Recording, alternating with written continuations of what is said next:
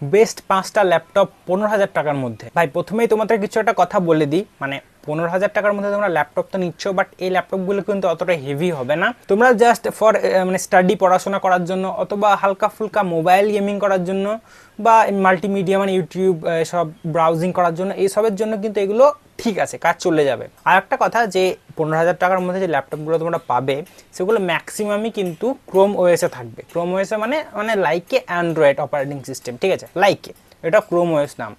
তো আমি এই লিস্টে কিন্তু দুটো উইন্ডোজ ল্যাপটপও রেখেছি যেগুলো কিন্তু মানে 1,000 টাকা উপরে, 16,000 টাকার মধ্যে তোমরা পেয়ে যাবে। তো ভিডিওটা স্টার্ট করি। আর তার আগে যদি আমাকে নতুন দেখছো তাহলে সাবস্ক্রাইব করো না, আগে ভিডিওটা দেখো, যদি ভালো লাগে তবে সাবস্ক্রাইব করবে, আর কমেন্ট করবে যে তোমরা এই ল্যাপটপগুলোর মধ্যে কোনো কিছু পছন্দ হচ্ছে নাকি। তো চলো আমরা ডাইরেক্ট যাই কম্পিউটার স্ক্রিনে। তো চলো ক্রোম ওপেন করে নিই। তো প্রথমেই আমাদের সামনে যে ল্যাপটপটা উঠে এলো 9,499 টাকা দাম। প্রথমেই ভাই মানে দামটাই দেখিয়ে দিচ্ছি। তো লেনোভো 100E ক্রোমবুক জেন 4 এর মিডিয়াটেকের প্রসেসর রয়েছে। এবং এই ল্যাপটপটা কীরকম বলো তো, এই ল্যাপটপটা ধরতে গেলে তুমি যদি খুবই বেসিক লেভেলের কাজ করবে, মানে জাস্ট তুমি এখন পর্যন্ত স্মার্টফোন থেকে একটু ল্যাপটপের দিকে শিফট করতে চাইছো, তোমার জাস্ট এক্সপিরিয়েন্স হলেই হবে ল্যাপটপের মতন, বেশি কিছু কিন্তু মানে হাই এন্ড কাজ তুমি এই ল্যাপটপটা দিয়ে করতে পারবে না, মানে জান নেই ল্যাপটপে, ঠিক আছে। তোমার যদি ল্যাপটপ এক্সপিরিয়েন্স করতে হয় 110,000 রুপিস, তাহলে এই একমাত্র লটটা অপশন আছে নিউ মার্কেটে, না তো তুমি সেকেন্ড হ্যান্ড ল্যাপটপের দিকেও দিতে পারো। তো 4GB র্যাম এবং 32GB eMMC স্টোরেজ রয়েছে, যেগুলো কিন্তু নর্মাল ফোনে থাকে, ফোনেও এখন এর থেকে বেটার স্টোরেজ আসছে, UFS 1 2 হ্যান ত্যান, ঠিক আছে। তো সেই সব কিছু রয়েছে। আর 11.6 ইঞ্চের একটা খুবই ছোট ডিসপ্লে, মানে লাইকের ট্যাব, ঠিক আছে, লাইকের ট্যাব এই ইয়েটা বটে। অ্যান্ড HD প্লাসের ডিসপ্লে আছে, ঠিক আছে, 250 নিটসের একটা রয়েছে, 60 হার্টজের ডিসপ্লে। তাছাড়া আর বেশি কিছু নাই ল্যাপটপটাতে, তবে আমি তোমাকে রেকমেন্ড করবো এই, আর এখানে মানে এই যে ফিচার্সগুলো রয়েছে, ঠিক আছে, তুমি এগুলো ফ্লিপকার্টে গিয়ে চেক আউট করতে পারো নামটা দেখে শুনে। আর আমার তোমার সাজেশন এই থাকবে যে তুমি যদি 10,000 টাকাতে মানে তোমাকে ল্যাপটপের মধ্যে এক্সপিরিয়েন্স করতেই হয়, অ্যাকচুয়ালি এগুলো তো উইন্ডোজ না, এগুলো হচ্ছে ক্রোম ওএস।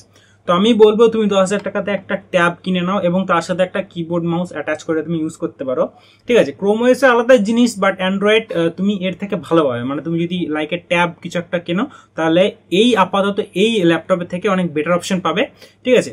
তো তাছাড়াও তুমি আগেগুলো দেখো, আমার রেকমেন্ড এই যে এই ল্যাপটপটা, মানে আমার দেখানোর দায়িত্ব আমি দেখিয়ে দিলাম, 10,000 টাকার মধ্যে এটা অ্যাভেলেবেল আছে, বাট মানে আমি তোমাদেরকে ট্যাবলেটই কিনতে বলছি, আর এর যে নেক্সট অপশন সেগুলো তোমাদেরকে প্রপার ল্যাপটপ ফিল দেবে, ঠিক আছে। ইভেন যেগুলো টপ এন্ডে রয়েছে, মানে আন্ডার 15,000 টাকাতে ল্যাপটপ রয়েছে, এগুলো কিন্তু উইন্ডোজ অপারেটিং সিস্টেমেও আছে, এমন অনেক কিছু আছে, ঠিক আছে। তো চলো তারপর নেক্সট আমরা যে ল্যাপটপ আমি সিলেক্ট করেছি সেটা হচ্ছে আসুসের তরফ থেকে আসুসের ক্রোমবুক ইন্টেল 7 ডুয়েল কোর, ঠিক আছে,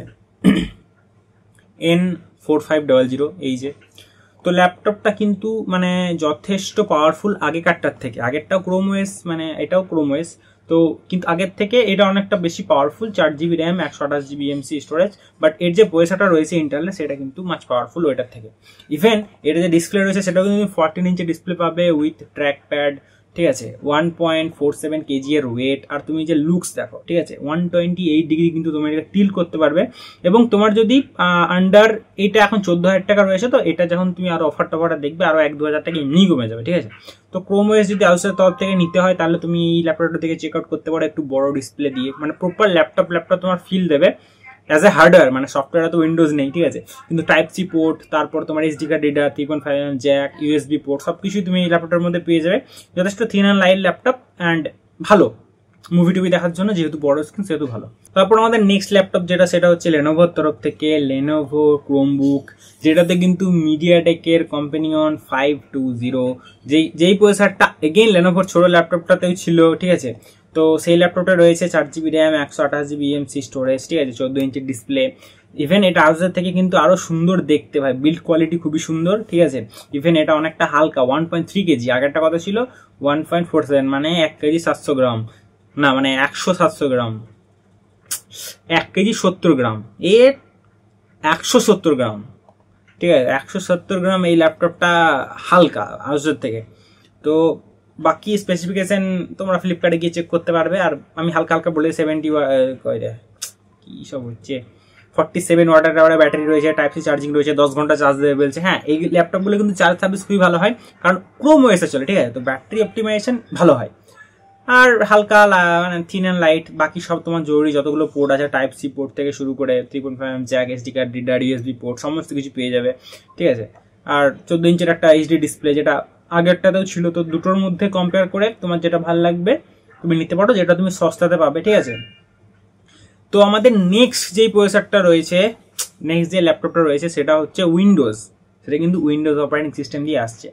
সেটা হচ্ছে এসার এসপায়ার 3 ইন্টেল 7 ডুয়েল কোর, ঠিক আছে। তো এইটা এখন 17,999 টাকায় প্রাইস উঠে গেছে, কিন্তু আমি যখন এই মানে লিস্ট করেছিলাম না, তখন এটা কিন্তু অত ছিল না, তখন ভাই এটা আন্ডার 15,000 টাকার নিচেই দেখাচ্ছিল।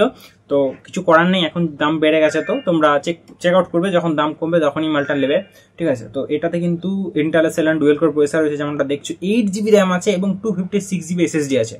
তো এটা মাচ পাওয়ারফুল বাকি সব ল্যাপটপের থেকে, কিন্তু হ্যাঁ এটা উইন্ডোজ 11-এ চলে, ঠিক আছে। তো প্রপার উইন্ডোজ ল্যাপটপ, কিন্তু ব্যাপারটা হচ্ছে 11.6 ইঞ্চের, মানে এটাকে পাম টপ বলতে পারো, মানে ছোট ল্যাপটপ, ঠিক আছে।